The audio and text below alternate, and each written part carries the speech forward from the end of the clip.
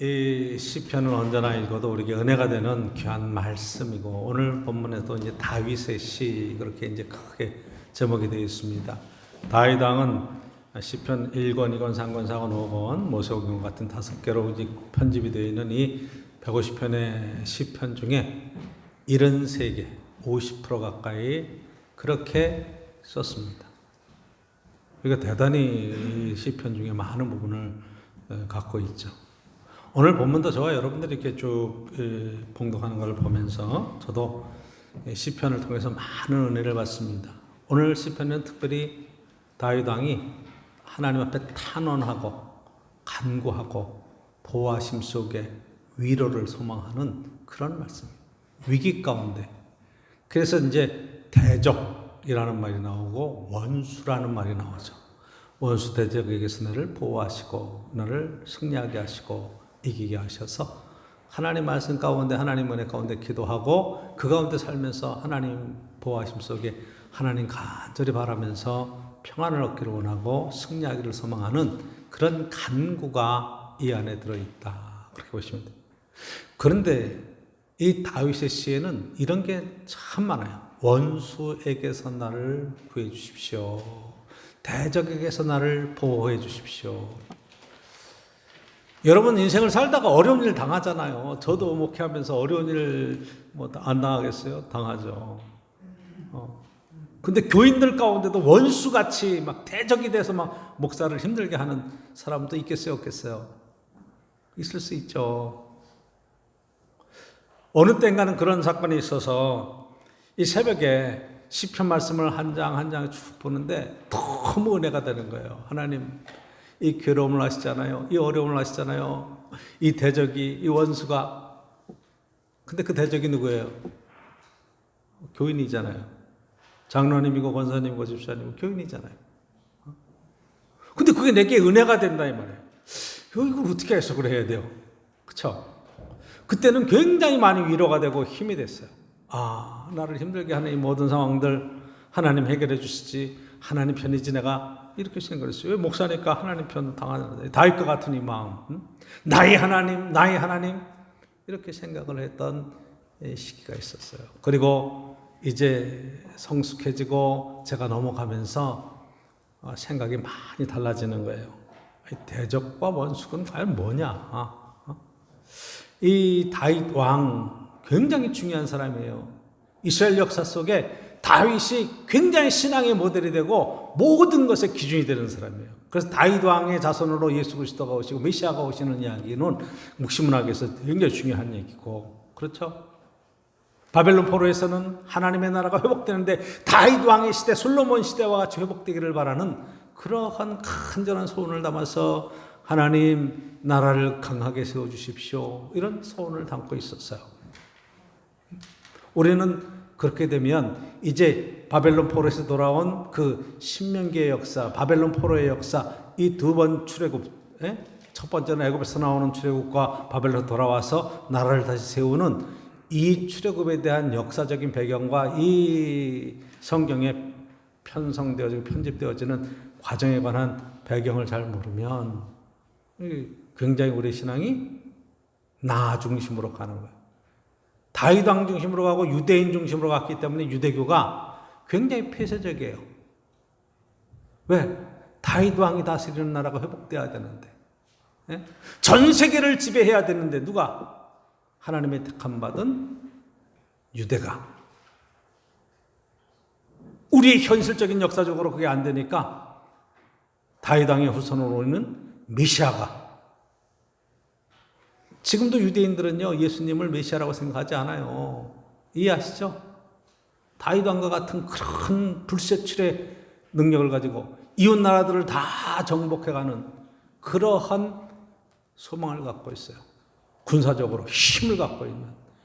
여러분, 이게 굉장히 선민주의, 하나님이 우리를 택하셔서 다른 이방 민족들은 다 우리 밑에 꿇어야 된다고 하는 이 택하신 백성에 관한 이야기는, 그것이 굉장히 신앙적으로는 나 중심으로는 은혜가 되지만 그걸 거꾸로 당하는 사람의 입장에서는요, 이 보통 문제가 아닙니다.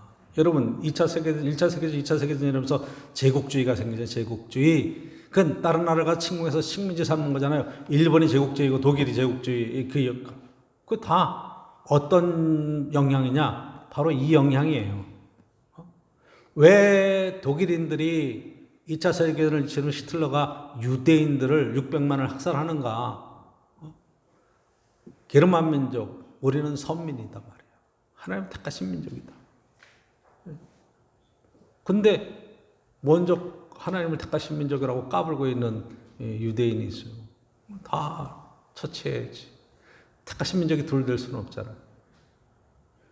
근데 그게 어느 나라냐? 독일이에요. 독일이 어떤 나라입니까? 마틴 루터가 종교개혁을 일으켜서 개신교에서 제일 앞장서서 나가던 믿음의 민족이고 신앙의 민족이에요. 히틀러가 쫙 장성해서 나갈 때 한참 힘을 얻을 때 독일 교회가 다 히틀러를 위해서 기도했어요.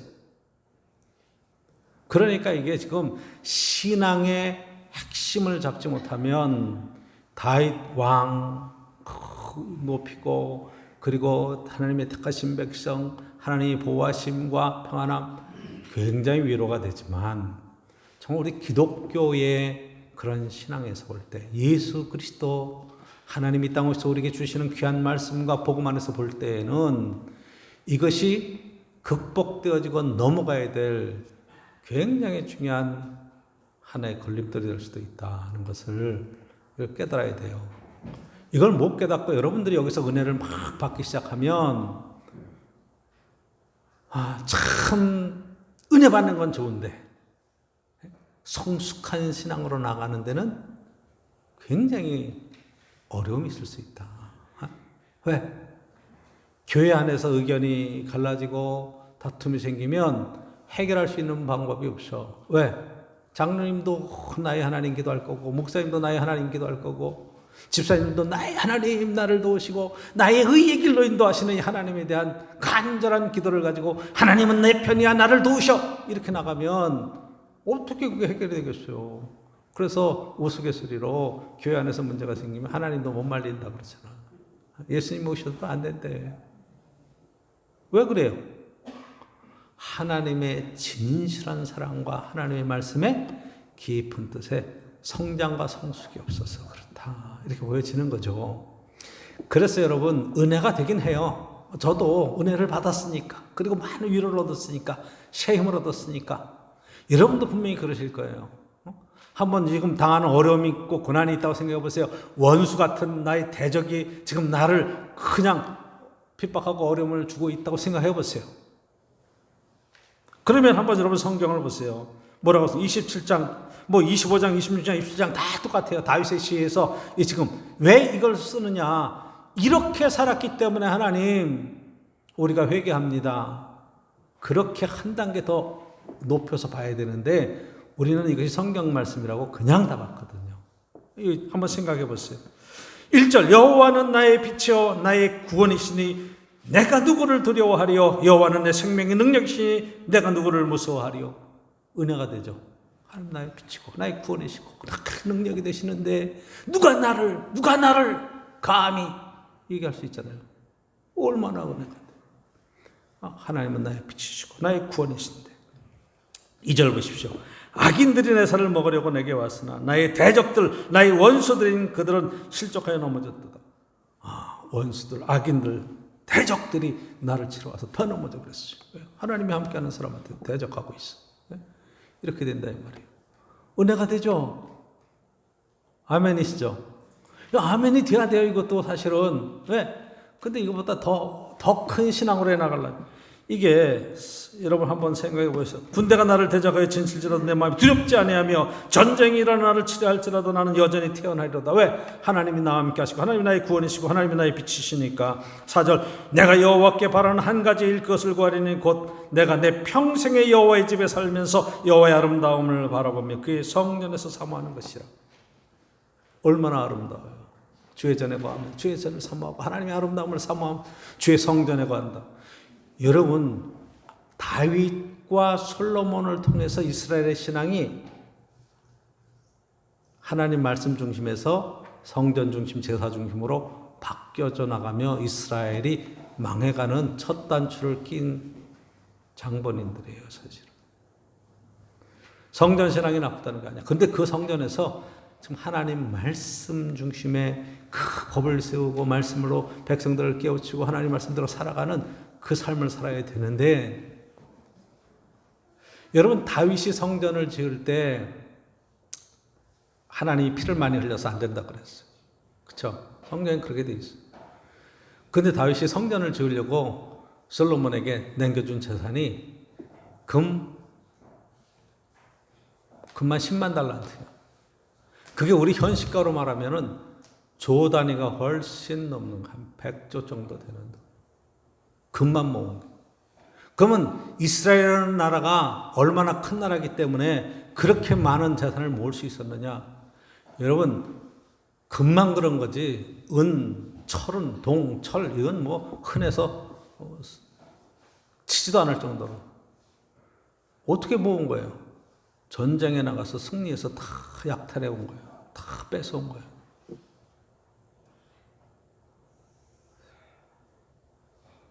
우리가 쉽게 하나님의 은혜로 다윗 왕에게 하나님이 은혜를 주시고 복을 주셨다 그러지만 그의 속에 많은 그런 고난과 어려움을 당하잖아요.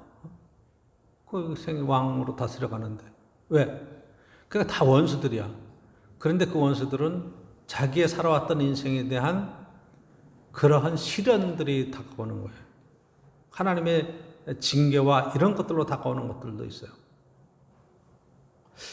그렇기 때문에 우리가 이 성경 전체적인 큰 틀에서 보는 이런 것들에 대한 생각들을 바로 세우는 게 중요하다. 여러분, 이런 일이야 없겠지만 누가 교회 장로님이, 권사님이 사업을 크게 한다고 그래가지고 펀드를 만들고 그래 사기를 쳤어. 그래가지고 수천억을 땡겼어요. 수천억을 땡겼어. 3천억을 땡겼어. 그러다 교회 너무 감사해가지고 사업이 번성해 나가니까 교회에다 300억을 헌금을 했어. 어떻게 번 돈이라고? 사기쳐서 번 돈이야. 하나님 앞에 300억을 11조를 드렸어.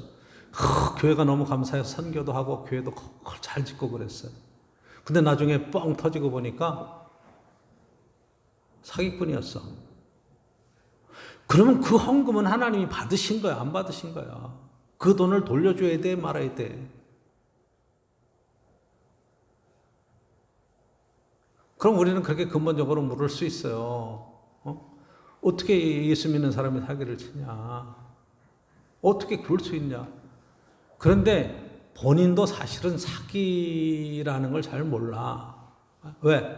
이거는 분명히 이렇게 투자를 받아서 더해서 이익을 남기고 이렇게 돌려서 이렇게 하면 된다고 생각하는 생각들을 갖고 있기 때문에. 다단계 하는 사람들이 빠지면요, 다단계가 사기인 걸 잘 몰라. 네트워크 판매업 네트워크라고 그래가지고 굉장히 새로운 판매 전략이라고 생각하지 절대로 그게 몰라요. 설명을 해도 몰라. 이해를 못해. 왜? 정당하게 하는 건데 뭐. 근데 여러분 가만히 생각을 해보면 그거는 수학적으로도 또 금방 증명이 되는 거예요. 근데 거기 빠진 사람은 안 보이는 거예요. 왜? 기본적으로 누구나 다 한 번 투자해서 목돈을 벌고 싶은 생각들이 있기 때문에 그렇게 미혹되는 거거든요. 그러면 여러분 생각해 보세요. 하나님이 우리 교회를 축복하셔서 300억에 11조를 얻게 하시고 교회를 이렇게 크게 잘 짓고 성전을 지어서 하나님 앞에 봉헌하고 영광을 돌려서 우리의 신앙생활이 탄탄대로를 가게 했다. 그렇게 여러분 간증할 수 있어요? 자랑할 수 있어요? 그래서 제가 다윗 왕이 사기쳤다 그런 얘기가 아니라 이게 하나님의 이름으로 이웃들을 나라를 향해서 다 가서 점령해 가면서 여러분 키 작다고 살려놓고 키 큰 사람들 다 다리를 잘라서 그런 얘기 다 나오잖아요. 그렇게 해서 다 정복해 갔어요. 그 다윗 왕 때와 솔로몬 때가 이스라엘 역사 중에서 제일 영토가 넓었어. 왜? 애굽서부터 시작해서 애굽 근경에서부터 시작해가지고 메소포타미아 지경까지 다 중동 지역을 다윗 왕이 점령해 갔기 때문에 그건 침략 전쟁이에요. 그런데 이스라엘 유대의 입장에서는 세상에 그런 시절이 없었어요. 그러니까 저 여러분들이 성경을 볼 때 은혜 받는 것과 또 더 나가서 우리의 대적, 우리의 악인, 원수, 대적, 그 여호와의 전에 살면서 그 평생 바란다. 다윗 왕 때는 성전이 없었어요. 이해하세요? 그래서 성전을 짓고 싶어하는 거 열망은 있었어요. 솔로몬이 지었죠. 자, 5절 보십시오. 여호와께서 환난날에 나를 그의 초막 속에 은밀히 비밀히 지키시고 그의 장막은 명에서 나를 숨기시며 높은 바위 위에 두셨습니다. 하나님. 그래서 이제 내 머리가 나를 둘러싼 내 원수 위에 들리리니 하나님이 높이 떠서 원수들을 아래로 깔아놓으셨어요. 내가 그의 장막에서 즐거운 제사를 드리겠고 노래하며 여호와를 찬송하리로다. 아멘. 아주 높이시고 하나님을 찬양하게 하니까 얼마나 감사해요. 여호와여, 내가 소리내어 부르짖을 때에 들으시고 또한 내가 긍휼히 나를 긍휼히 여기서 응답하소서. 내가 하나님 앞에 기도하면 하나님 내 기도를 꼭 들으시고 내게 응답하십시오. 너희는 내 얼굴을 찾으라 하실 때 내가 마음으로 주께 말하되 여호와여, 내가 주의 얼굴을 찾으리이다 하였나이다. 하나님을 찾고 찾아서 만난 사람. 그러니까 하나님의 응답이 있고 하나님의 기도하고. 그 여러분들이 다윗 왕에 처음 골리앗을 물리칠 때에 양을 치며 시작했던 생애와 그리고 사울 왕에게 쫓겨서 막 도망가다가 어디 블레셋에까지 도망가서 거기서 어떻게 살아남았는가 하는 얘기와 그 다음에 어떻게 왕이 돼서 넘어가는 이 다윗 왕의 3번에 걸친 인생의 큰 전환기에서 어떻게 그의 삶이 변화됐는가 그런 것들을 좀 정확하게 좀 보시면 좋을 터인데 뭐 골리앗 물리친 이야기는 아주 은혜롭게 잘 하지만 그 다음에 왕이 되어서 밧세바를 범하고 신하를 죽이고 그러는 정복전쟁에 관한 이야기들에 대해서는 별로 우리가 다 하나님 용서하셨는데 이렇게 나가요.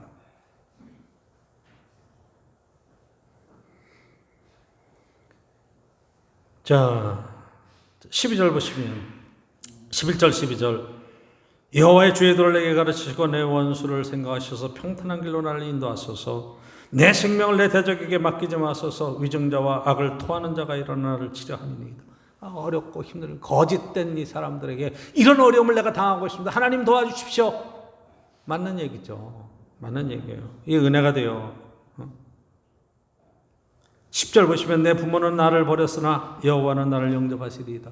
세상에 아무도 의지할 수 없는 상황 속에서 오직 하나님만이 나의 힘이 되시고 의지가 되십니다. 이렇게 얘기하잖아요.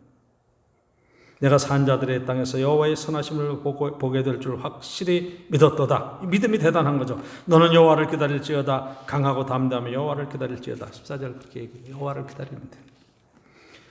굉장히 은혜가 됩니다. 이것이 신앙생활을 하면서 저와 여러분들이 하나님을 깊이 체험하고 이런 것들이 초반부에 신앙생활하면서 하나님을 경험하는 경우가 있어요. 은혜가 되죠.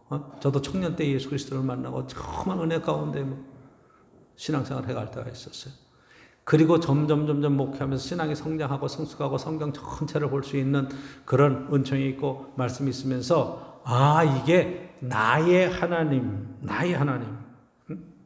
하나님은 나의 빛이시오, 나의 구원이시오, 나의 반석이시오 하는 내가 만난 하나님에 대한 신앙 간증이 정말 필요한 거예요. 이것을 우리의 인생 전체를 통해서 언제든지 여러분들이 간증할 수 있어야 돼요.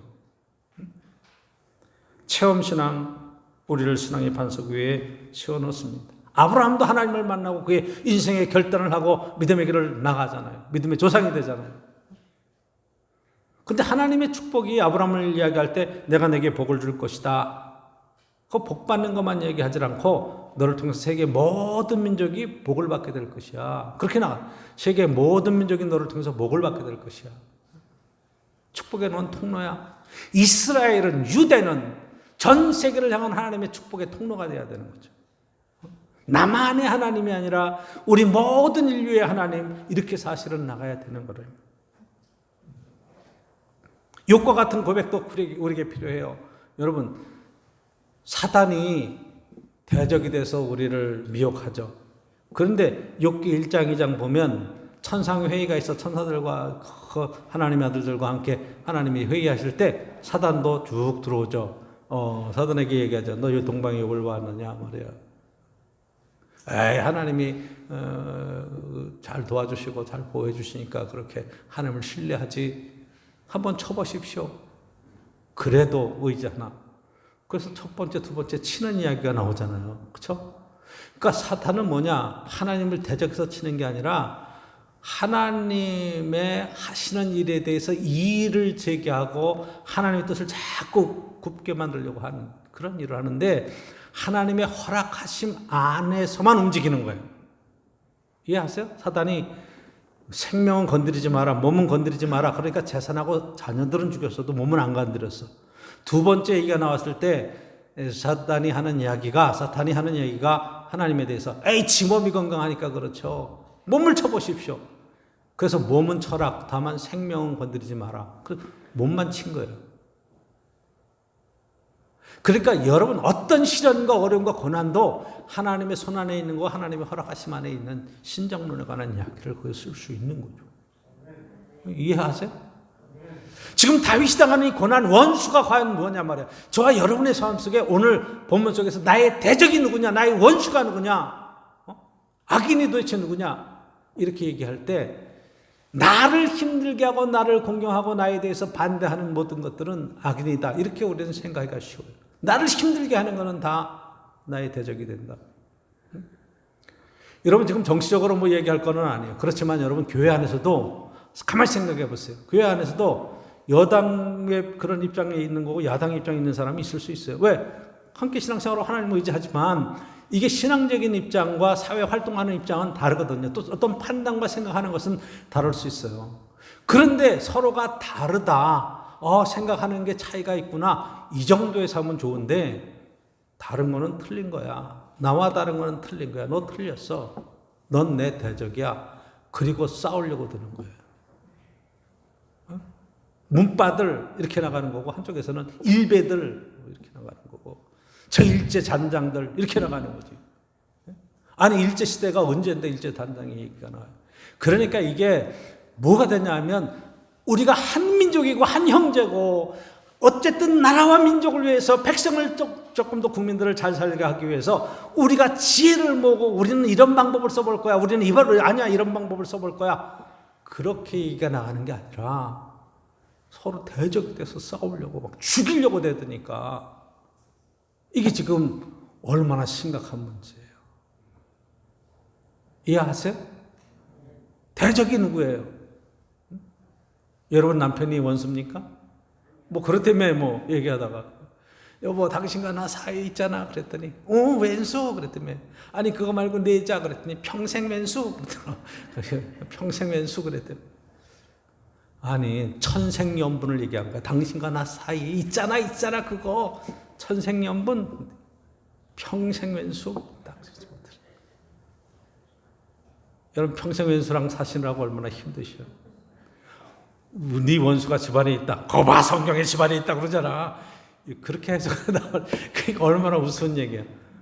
성경은 그런 얘기가 아니에요. 그렇잖아요. 원수가 누구예요? 내 생각을 반대하는 사람이 원수야?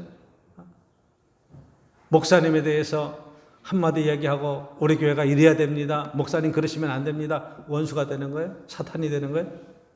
아니잖아요. 그런 것도 있군요. 제가 좀 생각이 짧았네요. 라든가 아니면 권사님, 집사님 그건 이런 건 이렇게 해서 이렇게 생각해 주셔도 되잖아요. 서로 얼마든지 서로 세워줄 수 있고 이해할 수 있고 한 식구로서 살아갈 수 있는데 이게 원수가 된다 이 말이에요. 얼마나 힘들어요. 그렇잖아요.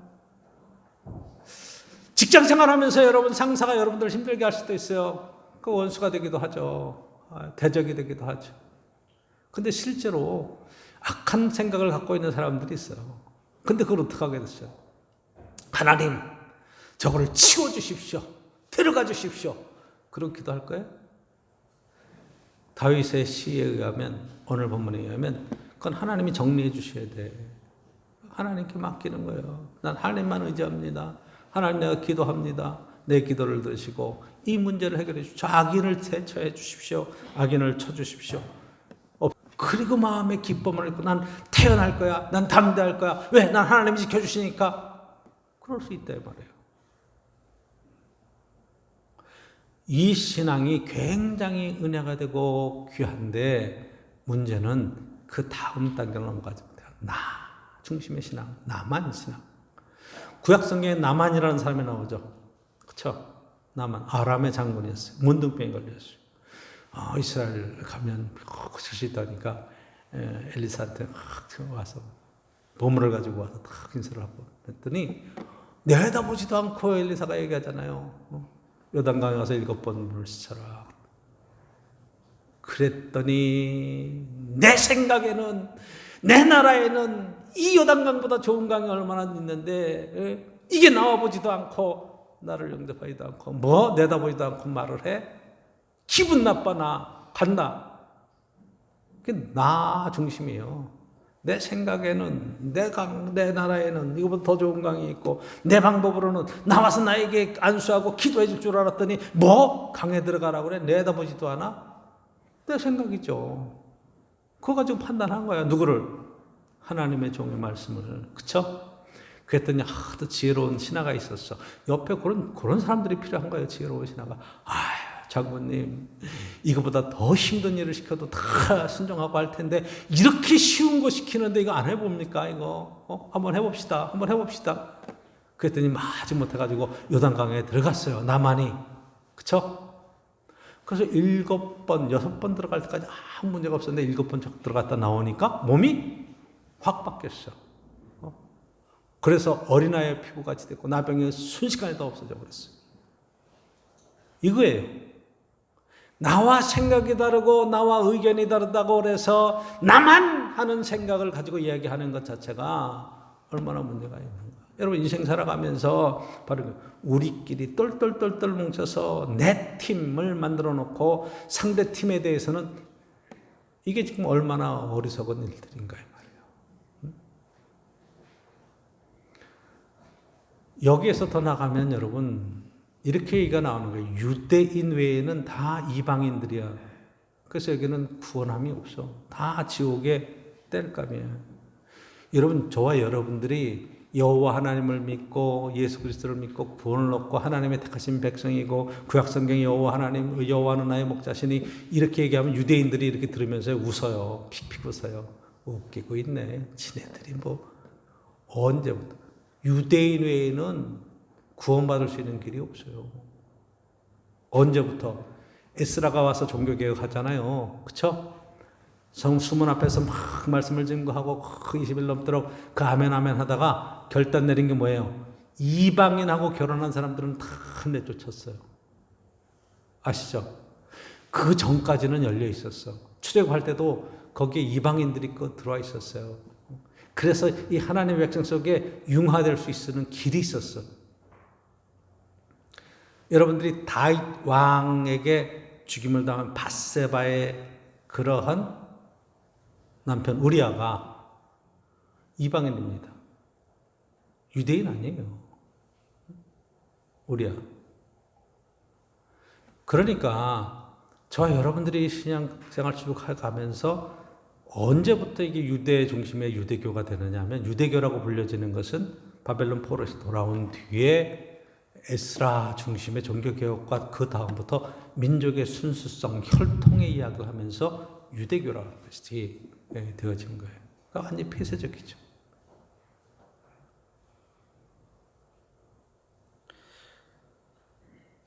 한번 성경 말씀 마태복음에서 한번 보시면 마태복음 5장 43절, 44절, 45절 한번 방송을 띄워보시죠. 마태복음 자 5장 43절의 이야기죠. 이렇게 또 내 이웃을 사랑하고 내 원수를 미워하라 하였다는 것을 너희가 들었으나 44절 나는 너희에게 이르노니 너희 원수를 사랑하며 너희를 대적하는 자를 위하여 기도하라. 그렇죠? 45절 어떻게 되는 거예요? 이같이 한즉 하늘에 계신 너희 아버지의 아들이 되리니 이는 하나님이 그 해를 악인과 선인에게 비추시며 비를 의로운 자와 불의한 자에게 내려주심이라. 누가 하신 말씀이에요? 예수님이 하신 말씀이에요. 여기 누가복음 6장에도 동일하게 이런 것들이 쭉 나와요. 야, 원수를 미워하고, 아니, 원수를 미워하라. 그렇지만 난 너에게 그렇게 얘기하지 않는다. 지금 다윗 왕의 시편 27편은 원수를 미워하는 거예요. 그렇죠? 원수가 꼬꾸러지는 걸 보는 거예요. 하나님이 지켜주시고 갚아주시는 걸 보는 거예요. 근데 예수님께 와서는 그 율법의 이야기, 그런 유대 전통적으로 내려둔 생각을 바꾸셔서 원수를 사랑하라고 같이 얘기하는 거예요. 그렇죠?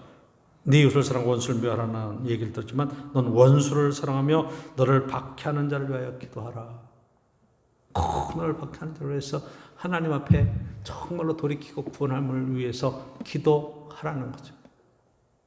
이렇게 한즉 하늘에 계신 너희 아버지의 아들이 되니, 너희의 아버지의 아들, 너희 아버지. 나의 하나님이 아니라 우리들의, 너희들의 하나님. 그 하나님은 악인과 선인에게 골고루 비를 내리시고, 그쵸? 의로운 자와 불의한 자에게 햇빛도 주시고 비도 내려주시는 그 하나님. 이거 어떻게 해석할 거예요, 이게? 다윗 신앙을 넘어설 수 있는 이것 굉장히 예수님 말씀 속에 중요한데, 이게 여러분 로마서 12장 18절에서 21절에도 그대로 또 나와요. 로마서 12장 할 수 있거든 너희로서는 모든 사람과 더불어 화목하라 그랬죠. 19절. 내 사랑하는 자들아 너희가 친히 원수를 갚지 말고 아버지의 진노하심에 맡기라. 기록되었을 때 원수 갚는 것이 내게 있으니 내가 갚으리라 주께서 말씀하셨다. 하나님께 맡기는 거죠. 내가 갚는다 이런 얘기. 원수를 한번 갚아주십시오가 아니라, 그래서 20절에 내 원수가 줄이거든 먹이고 목마르거든 마시게 하라. 그리함으로 그의 숯불을, 내가 숯불을 그 머리 위에 놓은 것 같다. 부끄럽게 만들고 뜨끈뜨끈하게 만들고 먹이고 진심으로 배려해주고, 이걸 지금 이야기하시잖아요. 그렇죠? 21절 어떻게 됩니까? 악에게 지지 말고 선으로 악을 이겨라. 이기는 방법은 뭐예요? 원수를 갚아서 이기는 게 아니라 선을 베풀어서 이겨라. 그게 지금 예수님과 사도 바울의 이야기를 통해서 신약으로 내려오면, 그러면 이 일이 어떻게 가능합니까? 우리는 불가능해요. 우리는 불가능해. 다윗의 시의 은혜를 입고 승리의 노래를 불러주고 하나님 나의 하나님이시여.